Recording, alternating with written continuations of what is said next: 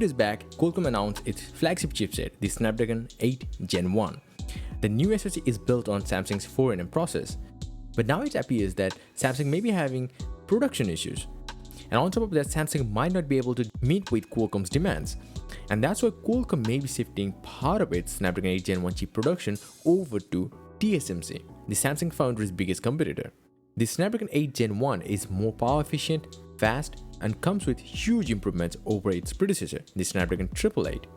Now, because it's a premium chipset made for the top-of-the-line Android smartphone competing with top-of-the-line Apple smartphones, that's why Qualcomm is trying to ensure the production goes well for the Snapdragon 8 Gen 1 SoC. But that also brings another thing into the equation: performance differences. The two manufacturing companies could have a negative effect on the uniformity of the chipsets, and TSMC is also very well known to build more efficient chipsets compared to Samsung. And this is not the first time it's happening. Back in 2015, iPhone 6s has two different A9 processors, one manufactured by TSMC and the other one by Samsung. And those two have even physical differences, like in size. One was bigger, one was smaller. But the performance difference, even though there was a performance difference, but it was not a huge one.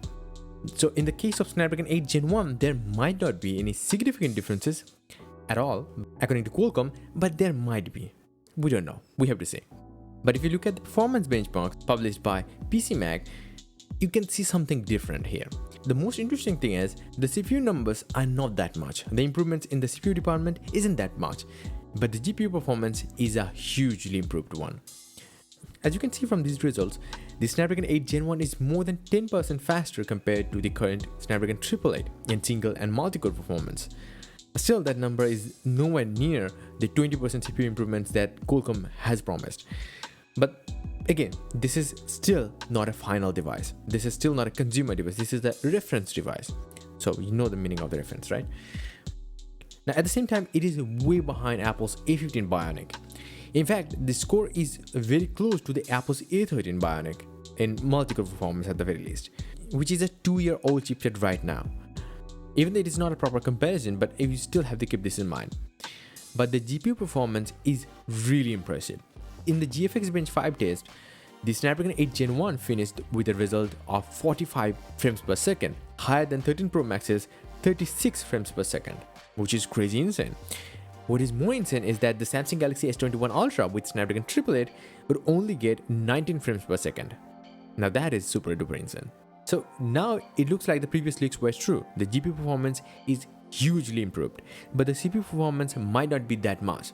But according to Qualcomm, this chip isn't designed for this kind of performance measurement like how the Geekbench or Antutu does. This chipset is optimized for sustained performance. I don't know what that does mean. Let me know in the comment section below.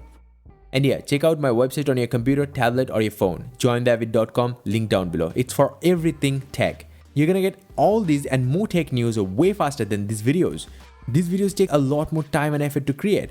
So subscribe this channel and like this video as I appreciate that, and definitely visit my website.